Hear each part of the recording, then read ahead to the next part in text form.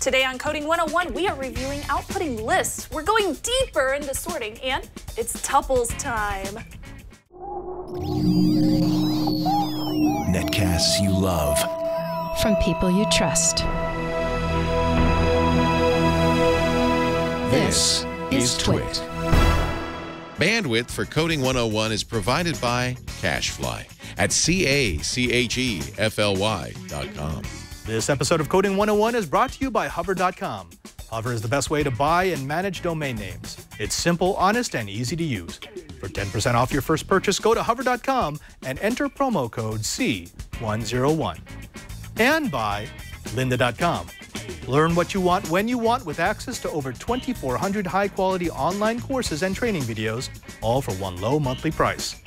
To try it free for 7 days, visit lynda.com/C101. That's lynda.com/C101.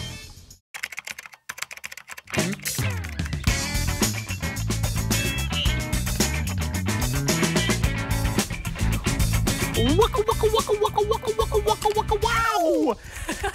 Welcome to Coding 101. It's the show here on Twit where we let you into the world of the elite code monkey. I'm Father Robert Ballecer. And I'm Shannon Morse. And for the next 30 minutes, we are going to get you all coded up on everything you need to know to be a code warrior. Shannon, it's getting kind of sad. We're getting close to the end of the Python module here, right?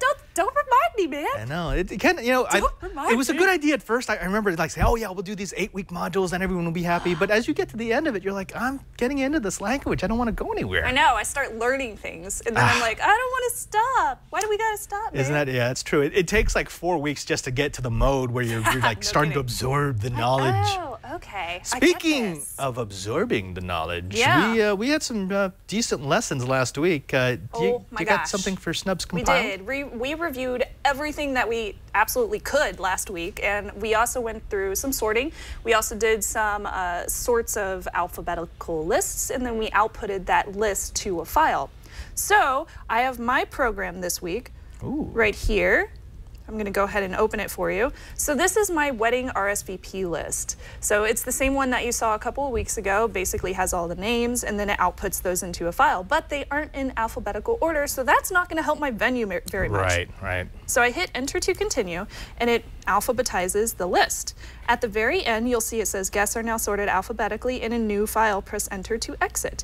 So I hit exit, and then I go down here, and there's a new file called Shannon Wright. And this has my list of people alphabetized. Now, they aren't separated right now. I know I need to add, I think, a /n somewhere in there, which I'll figure that out. But but it does have the alphabetized list, so it worked. Well, so and Dale helped me with it. Thank you so much, Dale. This is what I like about this. So you've got the raw code. I mean, you've got the function working. Yeah. Now you can go back and say, you know what? I want this to look pretty. I can make it pretty. I want it to be comma delineated. I can add a whole bunch more guests if I wanted to, because there's no end to how many are in that range. So I could do as many as I wanted to if I want.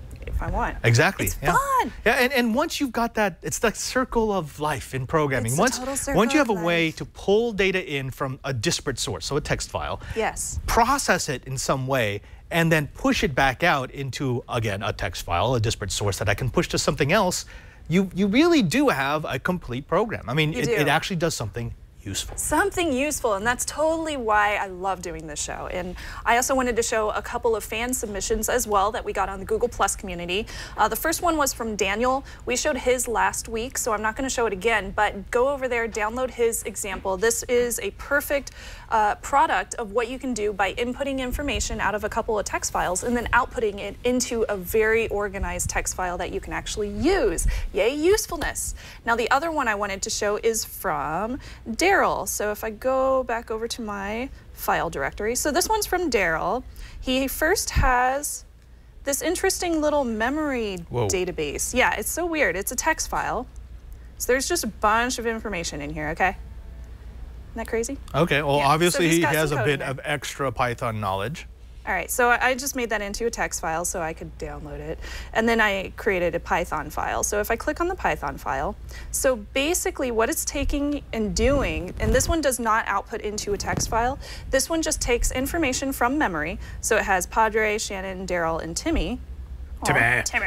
and it sorts them by name, by age, and by zip code. And I love how he organized it in this code so that each one is indented. So it's a very nice organized file of information, and it kind of gives you a nice little spreadsheet almost. So if I hit enter to close, I'm going to go ahead and show you what his code looks like. So it's a little bit advanced, but he has a lot of notes in here. So read the notes, it's very helpful. But basically he has name.list.txt, and then he has this list of people, their ages, and then their zip code, whatever that might be. I think he's from Europe, given it's 4 digits in the zip code. And then it outputs that information into the organized lists for you by age, by zip code, and by name. It's fantastic. Yeah. Now, what I like about this is actually touching on something that we're going to be talking a little bit about today when we get a bit deeper into lists, when we get into tuples. Yeah, because remember, the whole idea of having something like a list, and the reason why it's more useful than, say, just a variable, like a variable called test, is because it allows us to group together data. Remember? Oh, yeah, absolutely. Super important, right? Yes. Yeah, it's one thing to have of each person in your reception party having their own variable in order to carry their name, and then one to carry their age and one to carry their table. Yeah, but when we can actually start grouping together useful information like name and table and age or in food preference, and we make that all once it would be perfect. Exactly. And then I could group them depending on who I'm sending the information to. If it's for my photographer, I'll sort them by who are family members, who I need to be photographed. If it's to my venue, I could sort them by what table numbers and what food group that they decided to choose. Yeah. Oh, so fun. Oh, by the way, we got Kyle Potts in the chat room who's saying Notepad to program. Actually, yes, this is one of the reasons why we chose Python. The last language that we did, C#, required a pretty complicated developer environment. Yes. Python is nice because you can use Notepad, you can use V, you could use Emacs, whatever you want. That's what I've been doing so far, and I just add .py to the end, and that's how I save the file. It's very easy for me to write into Notepad. The only issue that I've been come across a couple of times is whenever I have an error, it doesn't tell you where that error is because it closes too fast for you. It errors out. So you'll have to go back and figure out where that error is yourself. And the other thing about using just any sort of text editors, remember that Python is extremely white space sensitive. Yes. It's not like C# where as long as you end the line with the proper comma delineator, it'll end the line and move on to the next. Python looks at where things are indented. It looks at where things are placed in the page. So if you do use a text editor that's not Notepad or one of the standards, just make sure that it's not adding a bunch of extra control characters or spaces. Yeah, absolutely. I ran into that problem too. Which is good, right? Oh, I should show you my code for my example, though. Please. Let me run over here back to my folder because I did have a question for our audience. I wanted to find out what they thought of my code. There we go, /idle. All right, so here's my code for my example that I decided to show off. This is the wedding RSVP list.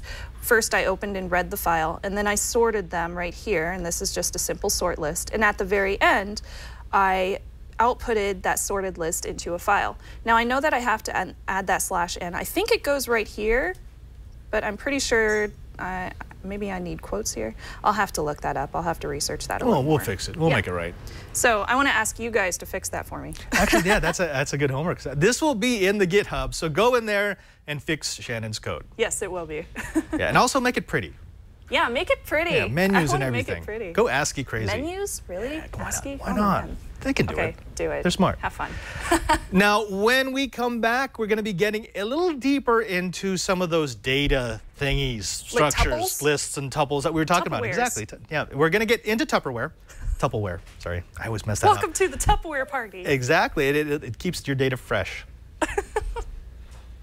No. No. No. No. Wow, that's a big We hear a wah-wah from the sad audience. trombone. But you know what's not a sad trombone? What? Hover. Oh. Yeah, so one of the sponsors. Okay, Hover does not get sad trombone. What is wrong with you, Brian? Totally on top of this. You have way too many buttons. But seriously, so, we here are all about the interwebs, right? We like ourselves some interwebs. I love the interwebs. And in order to have a I'm presence... an interweb citizen. Yeah, exactly. We're both citizens of the interwebs. Yes. But you know what you need, like your passport to be traveling through the interwebs? Oh, what's that? A domain. Oh yeah, you need a domain. Yeah. Now there are a lot of fly-by-night outfits. You know them. I'm not going to have to mention them. I don't want to mention them. But you really want someone who you can trust before you trust them with your domain. I mean, this is your identity online. You want to make sure it's done right, which is why we're so happy to have Hover on Coding 101.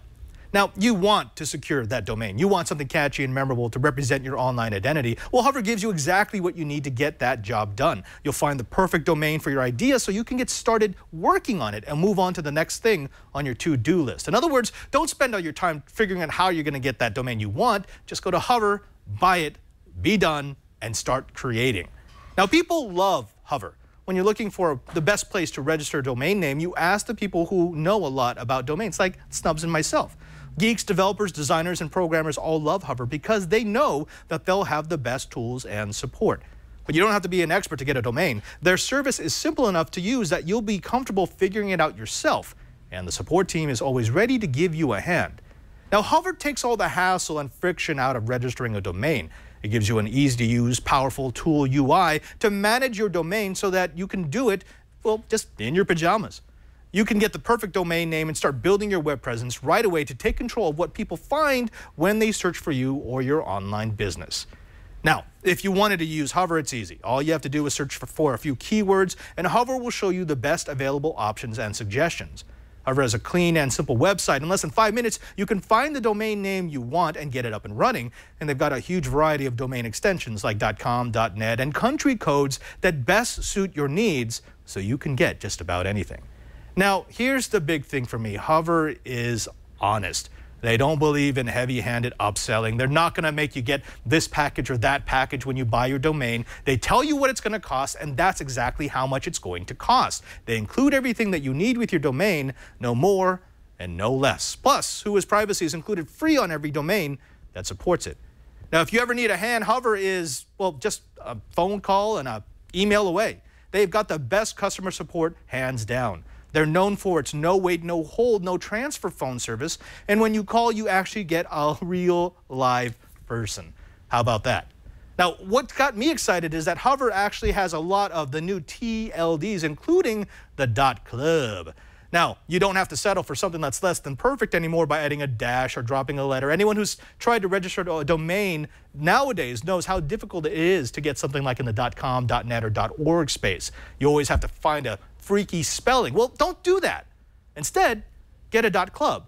It's perfect for any kind of club or social group, for a country club, a book club, a sports club, even Facebook groups. There are so many applications for .club, and they're descriptive. .club has its meaning built into it, which means people will know what your website is about. Your domain can be shorter by eliminating that club from the actual domain name, and they've got a lot of them available. You have a better chance of getting your name so you can get rid of all those dashes or words that you didn't want there in the first place. So here's what we want you to do. We want you to visit hover.com to register your domain name and get 10% off your first purchase. All you have to do is go to hover.com and use our promo code C101. That's hover.com and our promo code C101. And we thank Hover for their support of Coding 101. Yay! Woot! Yatta! Woohoo! Now, Let's do some more now. let's do some more. So, we gotta talk a little something before we can get into Tuples. A little something. Okay. Now, What are we there are talking actually a few things that I think we should probably review before we get into Tuples. It's always good to go back through some of the material that we've covered. boy. Starting with, well, a question from Ted Bingham, who asked, why do certain chipsets support certain languages? This was actually something I found on Twitter. This is actually a good question, That's right? a really good question. Right, you always hear about, oh, well, use Python if you're programming for the Raspberry Pi, and C# really good for Windows on an x86. And he wanted to know, basically, well, do you have to use C# if you're on a x86 processor? Do you have to use Python? Here's the thing. It's not bound by the processor. The way that compilers or interpreters work, like the one that allows C# to work or the one that allows Python to work, is it takes that language, so everything that we write, and it converts it into machine code. Normally binaries or an executable, the ones and zeros that the processor can actually understand. Yes. Or at least the operating system can understand. So when we talk about a a compiler or an IDE or an interpreter being tied to a specific processor, it's not because that processor speaks Python or that processor speaks C#. It's because the compiler has been designed so it will convert the language into the machine code for that specific processor. Does that make sense? Yeah, it does. Yeah, it's interesting. Yeah, we get a lot of people who are confused about that because they think that you know, when I type in print in Python, that it means that the processor actually understands what print is. It has no clue. The interpreter for Python actually has to turn that into something that the OS can read and then can push to the processor, the machine level. That would make sense given the name of these things are compilers. Compilers, interpreters, right. Yeah, that's cool. Yeah, it's a little bit of basic knowledge, and Ted, thank you so very much for asking it, because I think that's something that a lot of people were wondering about. Theoretically, if you wanted to, you could take something like C# and you could recompile the compiler so that it would work on every type of processor. Right. We just typically don't do that because that's boring. We won't do that on this show. We won't do that on the show. All right, now let's get to a little something. Yes. We know about lists, right? We've been playing a lot with lists. Yes. Well, I love lists. We have a way of printing from lists, right? We've been using this. If you go ahead and go to my computer, this is the method that we've been using to print. So we've got this list called Podcasters. It's filled with Leo, Lisa, Padre, Snubs, Brian, OMG, Chad, and then 1, 2, 3, 4. That's our newest podcaster. 1, 2, 3, 4. Yeah, he's great. He's awesome. Yeah, he's gonna be taking my place. And then we've been using a for loop, right? Yes. We go through this list and we say print the list and then the entry number in the list. And as it goes from 0 to 7, it will go through all the different entries within that list, and you get this. Boom, it prints up everything that's in the list, right? Yes, exactly. From the very first one all the way to the end. All the way to the end. And so this is what we've been using when we've been wanting to print from a list. This works, and this is good, and actually I like doing it this way because it does make you use for loops, but there's actually an easier way that I want to show you right now, and that's to do this. Remember that a list really just looks like a variable to Python. So I have the same thing. I've got my list with all those people, and instead of using a for loop, I'm just going to say print podcasters. I'm just going to say print the list. Now, do you think you know what this is going to look like? Will it look exactly the same? Almost. It'll look like this. So when I print this... one line. Yeah, so it's got them all in one line. So basically all it did is it did a dump of everything that was in the list. Right. Right? So it will give you the same results in that you'll see what's inside the list, but the format is slightly different. Yeah, it even includes the brackets and the little quotes. Right. It's literally printing everything that's in that list. So it doesn't know that that's actually telling you that it's a range. Right, it's just dumping. It's dumping everything. So if the list is a memory address, saying print the list actually just dumps that memory address on the screen. Whereas if we use the for loop, we're pulling each individual element out of each piece of that list and printing it to screen. That's cool. It's kind of cool, right? Yeah. You know, it looks a little easier, but it's not as pretty. Exactly. It's not as pretty, and also remember, the reason why we wanted you to do it with a for loop is because you could add things to that for loop to play with the elements, right? Yes. If I'm just printing out the memory dump of the list, there's not a whole lot I can do. It shows me what's in there, but beyond that, not really useful. Right, yeah. Yeah. Okay, so that's a second way to do print. What we also wanted to do is we wanted to show you the way that we've been doing sort. So this is our sorts, right? We've got a list called sort me. It's filled with all these numbers. We've seen this example before. And then I'm using a for loop to go ahead and print what's in that list. Right. And then I run the dot sort function. Remember this? Yes, I do. So all we have to do is we do sort, and we add that function, we append it to the name of the list, and it will do a destructive. It's called an in-place sort. So it's going to reorder the list called sort me with the reordered list. Oh, that's weird. Yeah, so here's what it looks like. The first time it runs, it's just going to print what was inside that list, what I gave it, 1, 23, 6, 4, 99, right? So when I press enter, it now shows me, oh, it's all been sorted. 1, 4, 6, 23, 99. Okay. But here's the thing. What I've just done is I have overwritten the list called sort me. So it's been destroyed. It's been destroyed in favor of the list that is sorted. Oh, Oh. It's a destructive That's sort. so weird. Right, right. We don't, that's good. Sometimes it's good. If you don't care what's going on with the original array, then that's great. But we can do a non-destructive oh, Lord, sort. What is going on here? All right, so we've got the same thing. We've got a list here called podcasters, filled with all those podcasters. And then you just print that. Right. I'm just going to print dump it to show you what's in there. Yeah. Right? Now I'm going to sort it, but I'm going to sort it two different ways. So I'm going to use, not sort, but I'm going to use the function called sorted. And what I'm going to do is I'm going to say this new list called sorted podcasters will be equal to, so it's going to be filled with the value of the list called podcasters, but sorted. Okay. Okay. The reason why we're doing this is it's going to keep the original list while also giving me a sorted list. Ah, okay. So it's not destroying it in the It's process. not, right. This is not an in-place sort. It's not a destructive sort. It's a sort that gets pushed into a new list. So when I run this, I get this. So that's just the dump, right? Yes. Okay, so go ahead and, so hit enter. Now I get two. I get the original list, Okay. which, see, matches up to what you see at the top. Yes. But I also get the sorted list, which is now wow. sorted alphabetically, right? That's cool. Now, the cool thing about this is I now have two copies of that list. So if I ever wanted to go back and compare lists, I could say I've got the pre-sort and the post-sort list. So I want to run through the rest of your code for this. Okay. So I can see the differences. All right, I gotta look over here. There we go, okay. Okay, so first you have print podcasters. Right. And then you have print sorted podcaster. Oh, yeah, that's easy. Very easy, right? Okay. Yeah, So the first time it prints the podcasters, the original list, and then the second time it prints sorted podcasters, that new variable that you made. And this is the key line right here. So the key line is sorted podcasters is equal to sorted podcasters. Perfect. Right? Okay. So what I've done is I'm not changing the original list. The original list called podcasters stays the same. Yeah. But I've run the function called sorted on it, which doesn't destroy the original list. It just pushes those values to a new list called sorted podcasters. That's awesome. Yeah, it's actually another way that you can manipulate data. It's very useful. Very easy. All right, so now let's do a little something. In the previous example, what we did was we pushed the sorted list into a new list, right? Yes.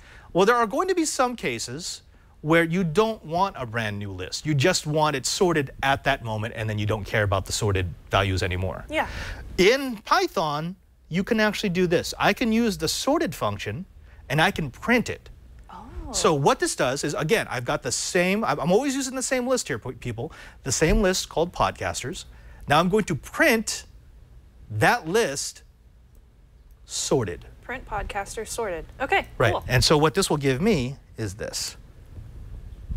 So, Got it. right? That's exactly what I thought it would look like. Exactly. Yeah, exactly. Cool. So now the cool thing about that is I didn't have to create another variable. I don't have another piece of memory that's being used up by a list. Somewhere. This is just it just prints it, and then after it's done printing, it goes away. That's cool. Okay. All right. Nice and easy. Nice and easy. Now let's get to something that maybe people won't feel is so easy. We're talking about tuples. Okay, tuples. Okay. So this is a real thing. You're not just making I'm this up. not making this up. This is. I do want to know who came up with the name tuple. It's kind of cool. I love it. It's like quintuples. Tuple. I like Tupperware. Tupperware. Tupperware is my big fan. All right. Tuplets. So if you look at the screen, what we have here is what a tuple looks like. A tuple almost looks like a list. Right. There's one subtle thing. Instead of a bracket, I'm using a parentheses. Yeah. Right? Okay. Okay. Here's the other thing about a tuple.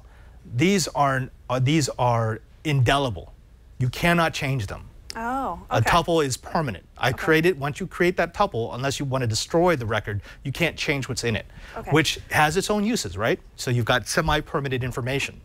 In this particular example, I've created 3 different tuples. So again, remember, every kind of variable, be it a list, an array, or just a straight up string or an integer, looks the same in Python. In this particular case, I'm creating a tuple called tuppy1, and I'm filling it with those 6 numbers. Okay. In the second instance, I'm creating tuppy2, and I'm filling it with these strings.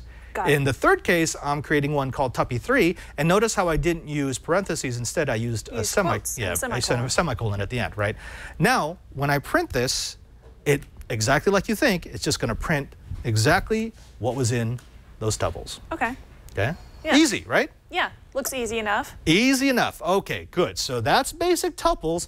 And again, the reason why we want to use this is anytime we have groups of information that we want to stay together and that we don't want them to change. Okay. Right? We want to make them permanent. All right, so now let's go ahead and move from that to this. Ooh. All right, so we know about lists. Yes, we do. We know about tuples. Yes. Now how about a list of tuples? Oh boy. This is actually perfect for you. Because when you start talking about your reservations, yeah, what are you going to have? You're going to have name, you're going to have like age, you're going to have all the... Well, this is like a list of lists, but this is a list of tuples. Go ahead and go back to my screen, Brian, and let me show you what I'm talking about. I am creating a list called twit tuples. Okay. And I'm going to fill it with 3 tuples. Ooh. The first one is Padre, my name, Twyet, which is the name of the show I host, and 72, which is my age. And then it's filled with you, Snubs, and you host Coding 101, filled with your age, 22. Right. And then it's filled with Brian, he hosts Know How, and his age is 6. Obviously. Right, exactly. So what I've done is I've created a list that actually contains 3 tuples. Interesting. And the reason why I do this is to show you, just like we started at the beginning of the lesson, it's really easy to print what's in here. All I have to do is say print the name of the list, and the list is twit tuples. And if I go ahead and run this, it's just going to print it out. Okay. Right? Yeah. Okay. So far, interesting, not useful. Not useful at all, really. Here's where it gets useful. So, you know, I've got so many shells open right now. What I'm going to do is I'm going to sort it. Ooh. So same thing. I've got, all this is what you just saw. It's going to create a list filled with tuples. It's going to create the tuples with name, show, and age. But then it's going to do this. Remember the sorted function we just played with? Yeah, yeah. It's going to say print the sorted version of twit tuples. Of twit I see tuples. this key lambda. Key. What is that? Okay. This is where it gets useful. What we are now doing is we can direct, using a key, how it sorts. Oh, that's cool. So the user can input something. Well, no. Right here, I get to tell it how it's going to sort. So I'm saying you're going to use the lambda key. Oh. And actually, it's very easy. If you just go to the Python documentations, and you can see all of the keys that you can possibly use. I'll go back to my code. It's going to use the lambda key against twit2. And what that's saying is go to the 3rd field, because remember, it starts at 0. So 0, 1, 2. 72, 22, and the 6. Right. And it's going to say sort by the 3rd field, which is age. So it's what's going to do. It's going to sort by age. That's cool. So if I run this, now it's reordered everything so that it sorts it by order of age in descending order. Wow. Yeah. And I can use that key on the 2nd field. I could use it on the 1st field. This is where sorts really become useful, because once I've got a collection of data, I could say sorted by name. Yeah. Now sorted by show. Now sorted by age. Yes. Now sorted by ascending or descending order. And that's all in the key. Wow, I can totally see how this would be really, really useful for my list of people that are coming to the wedding. Exactly, because now it extends what you can do. It's not just, well, I sorted. That's the only thing I could do now. Sorted up, sorted down, sorted by name, sorted by age, sorted by the table you put them on, as long as you put everything in the right list I'm so glad you went over lambdas, because I was like, what the... Like, why do you use that in code? I don't understand. Yeah, yeah. Well, this is all useful information, but you know, one of the things that we really wanted to do when we come back is we wanted to talk to our code warrior about how we get other packages into Python. We've taken you through some of the basics, but what would be awesome is if he'll show us how we could take pre-written packages and use them to extend our programming masterstroke. Ooh, But before that, you know what? I think there's something that I want to mention. Yeah. You know what I'm feeling? I'm feeling like this is all good, but I would I would love to learn more. I would learn some more? Yeah, we give people little bits and pieces. We do. But let's say I actually wanted to learn Python from the beginning, the way it's designed to be taught.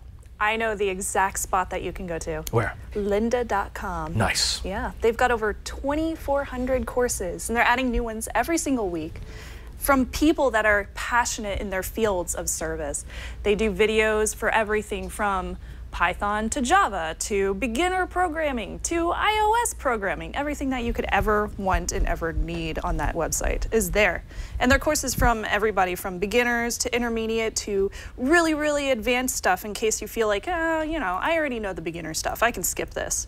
And you can watch from your computer, your tablet, or your mobile device in case, you know, you're on the go all the time like I am. I'm commuting every single day, so I watch this stuff. Well, I listen to it, excuse me, while I'm driving. I listen to it on my way to work. Very, very easy and very fun. And these people really like to do these videos. So you're not gonna watch, you know, it's not gonna be something that is homemade on YouTube like you would find sometimes.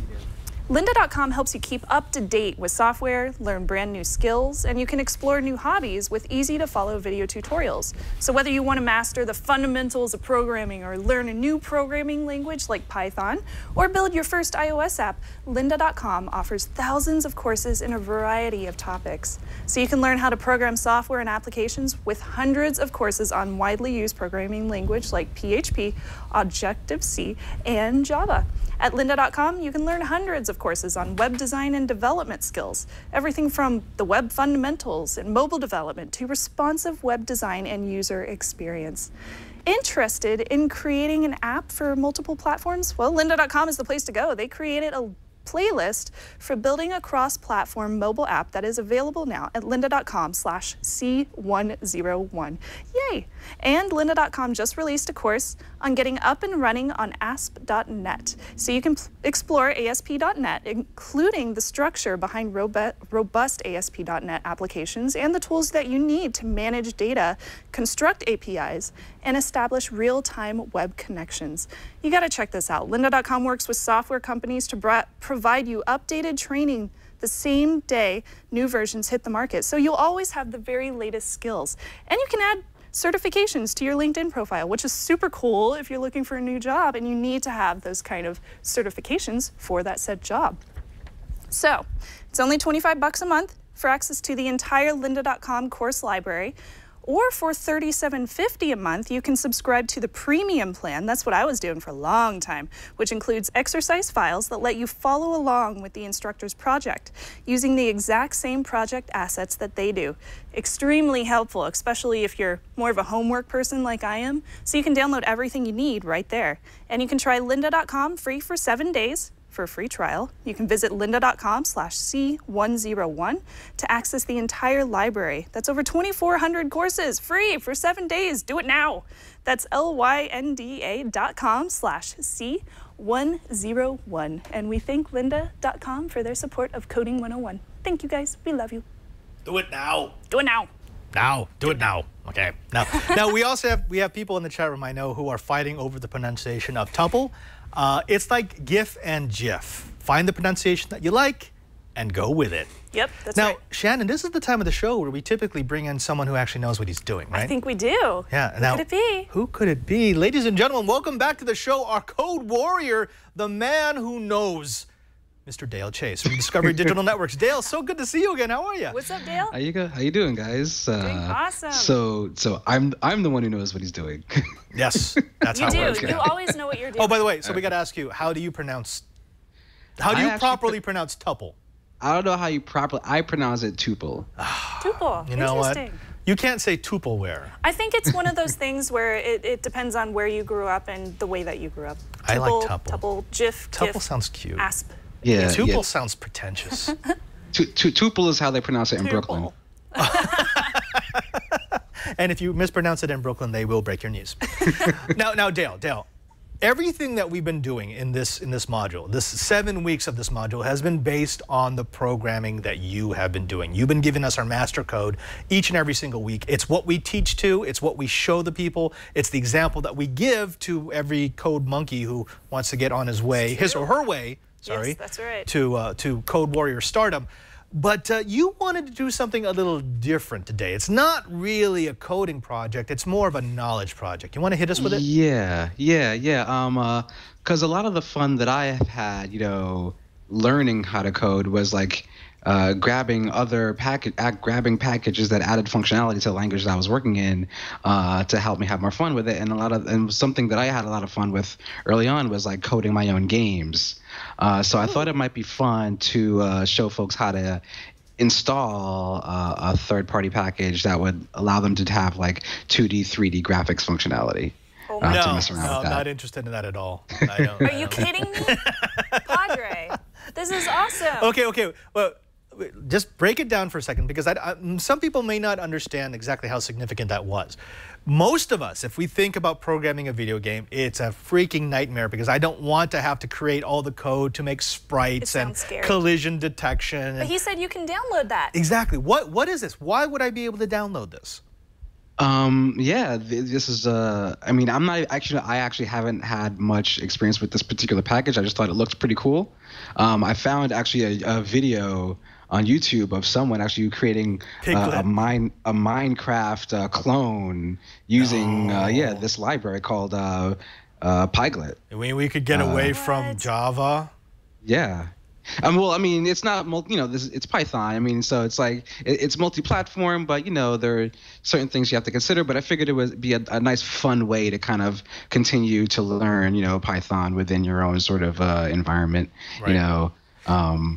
Probably not being able to do much more with it, without going through a fashion, but and nice to help you learn to continue programming, I think.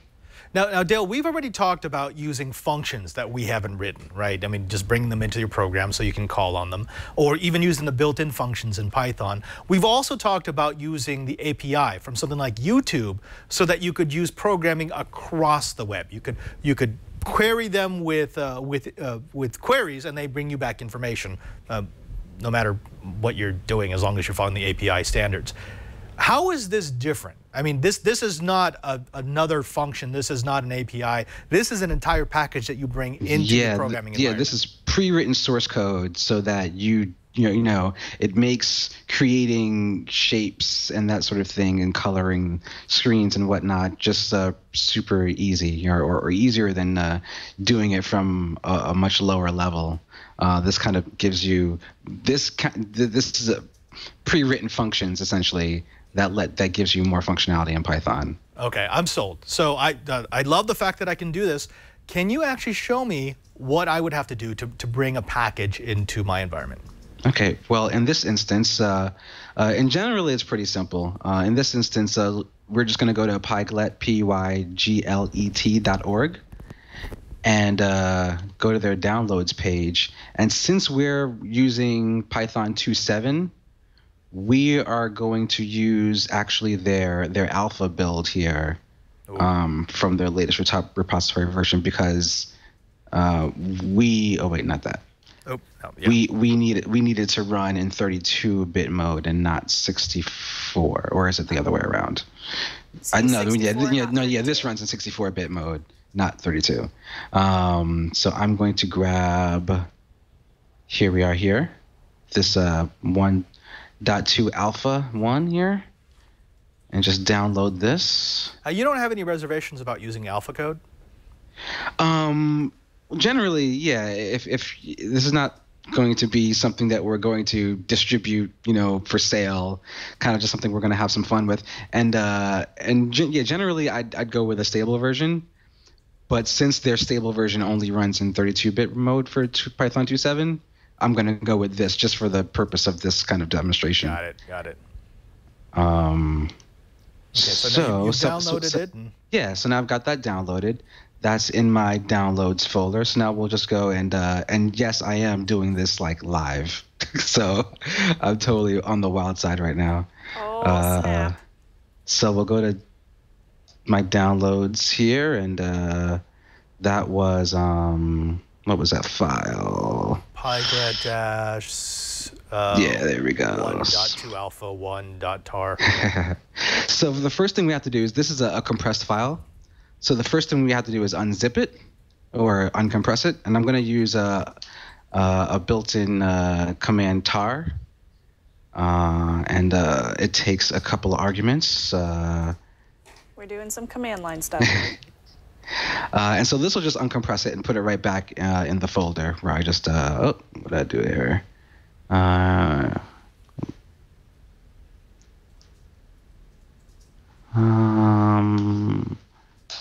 There we go.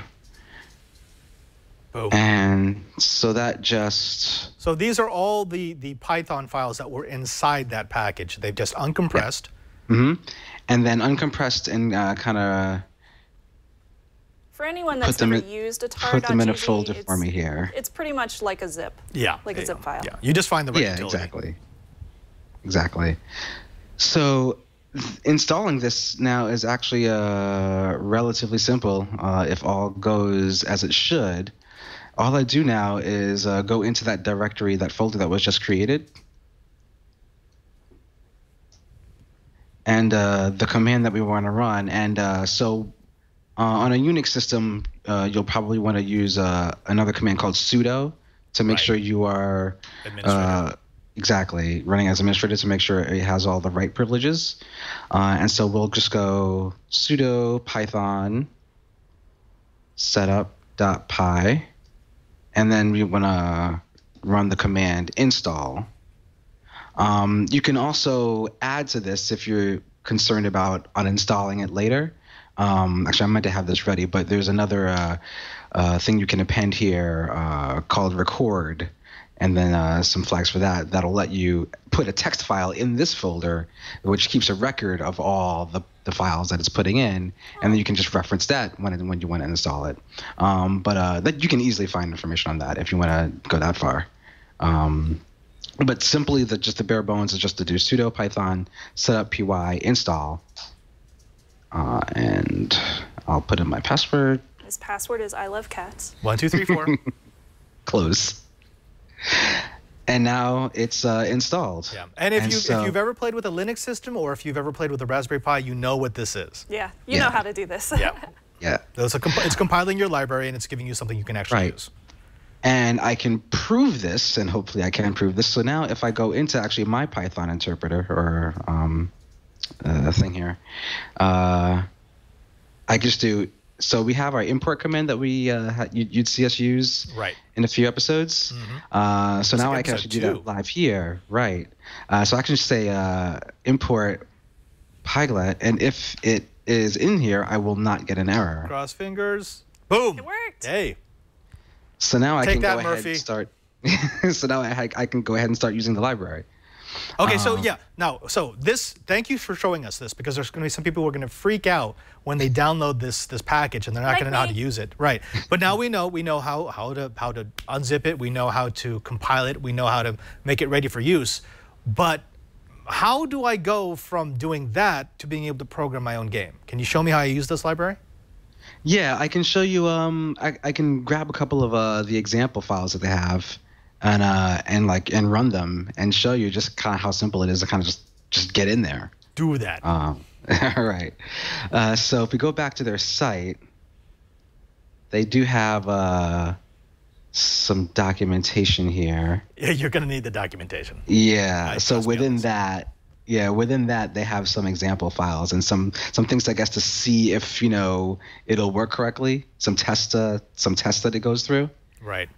So we'll go ahead. I'm just going to go ahead and unzip that normally. Yeah, folks, and while Dale does this, this just shows you that if you ever make a library for someone else to use, please document the heck out of it. Yes, absolutely. There's been numerous occasions where I've tried to do some kind of hack or use open source software where there was no documentation. Yeah, it's like, well, I know how to use it. You should be able to figure it out. It's like, no, just assume people are stupid and document everything. Exactly. All right, so we're going to go into the docs here.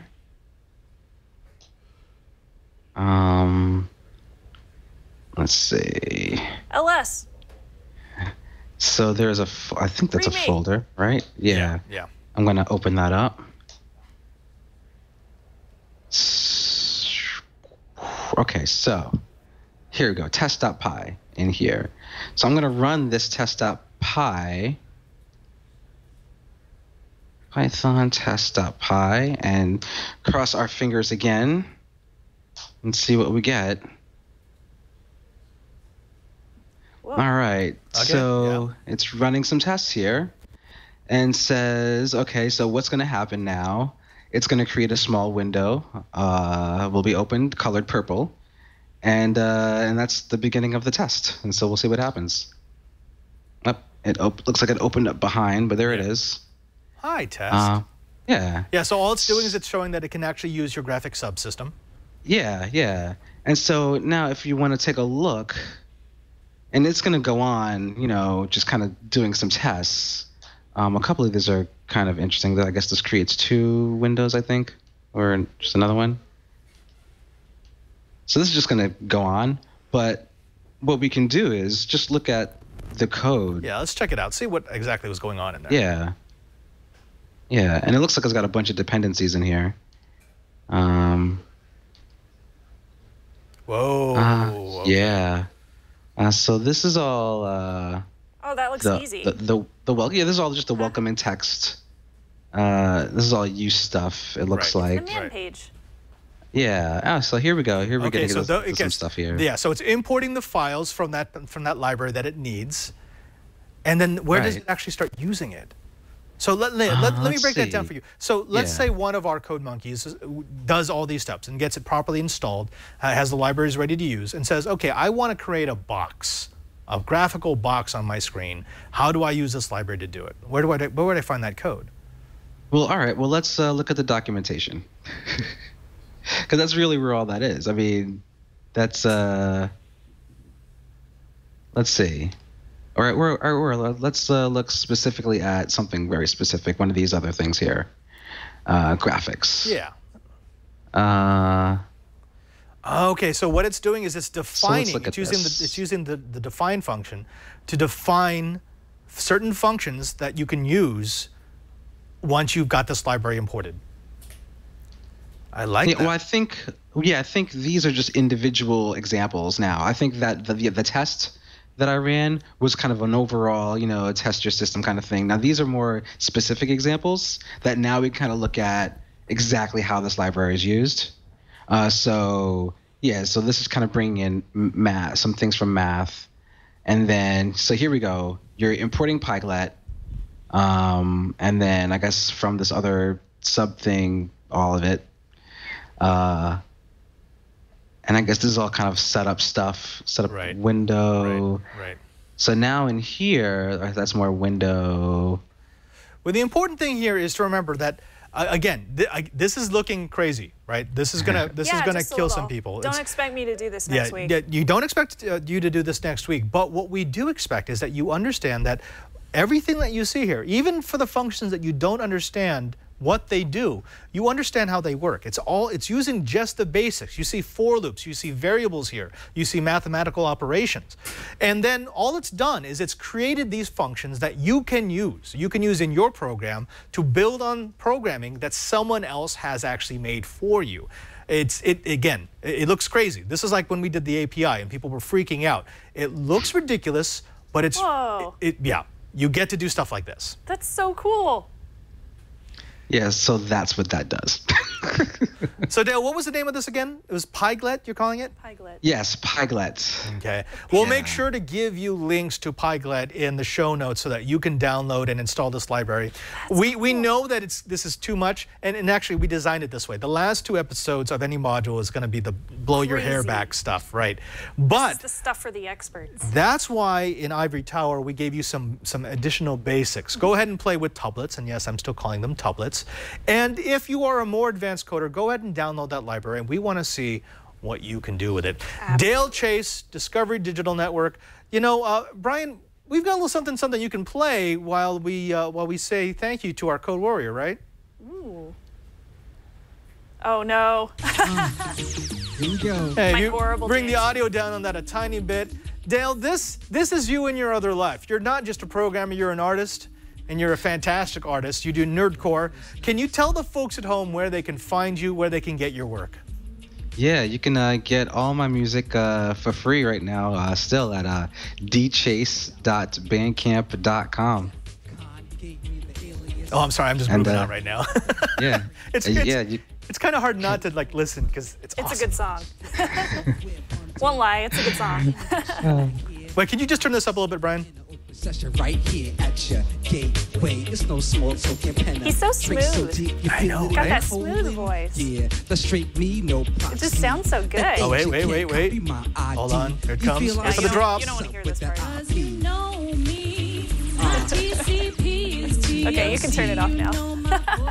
Yeah. All right, Dale, that's awesome, man. That's awesome. Thank you so very much again for bringing down the knowledge to our code monkeys. No doubt, guys. Thank you for having me on. No. Thank you, Dale. I know next week is going to be our last Python Don't say that. episode. No. So you're gonna blow something. You're gonna give us Make me something to blow cry. the rigs back, right? I mean, we're going crazy. We're going all out, just nuts. Yeah, I mean, I guess I'll try to have some fun with Pikelet and see what I can show you guys. Yes. Fantastic.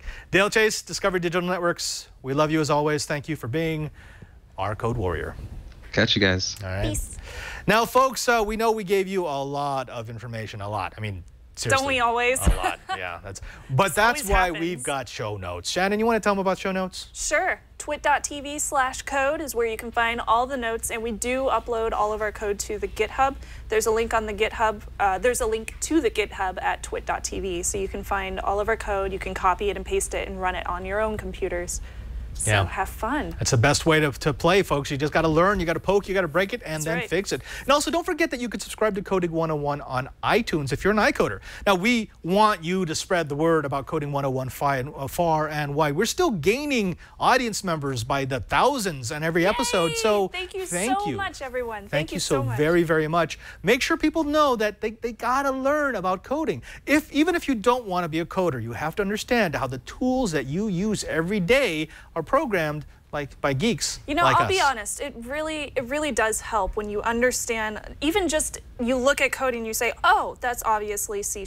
Right. It helps if you ever run into problems downloading something or exporting documents or Right. whatever. Totally. It absolutely it does. helps. Yeah, now, you know, it's not just iTunes and the show notes page that they can No. find us on. We are on YouTube as well, youtube.com/twitcoding101. You can go over there, subscribe to our channel, please do it, and also comment below on whatever you like about the show. And I read all those comments, by the way. She does. She's really good about it. I do. You can also find us on G+. We're actually almost at 1,000 members. Woohoo! Help us to get to 1,000 members by the end of the Python module. We just need, what was that? We need wow. 12. 12. Give us 12 members. gosh, Come we're on, so go get close. 12 people to join the community. Now, this community isn't just a place where we hang out.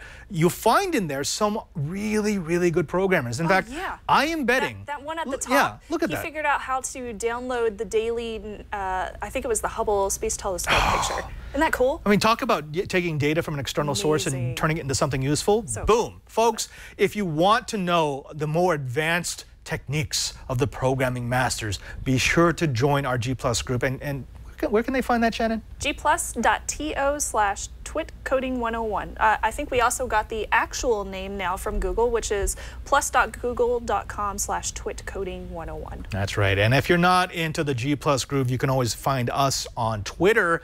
I'm at twitter.com/PadreSJ. That's at PadreSJ. And I am at Snubs. Yeah. And finally, don't forget that you can watch us live each week, Thursdays, 1:30 p.m. Pacific time here at we're live.twit.tv. Yeah, yeah. There's people out there. There's people out there. And in fact, we can prove that there's people out there by going into our chat room. Hey guys. Yeah, yeah. What's up? Find them at irc.twit.tv. It's one of the ways that we participate. You see us pulling questions out of the chat room. Absolutely. It's all Twit love. Until next time, I'm Father Robert Ballecer. I'm Shannon Morse. And blind.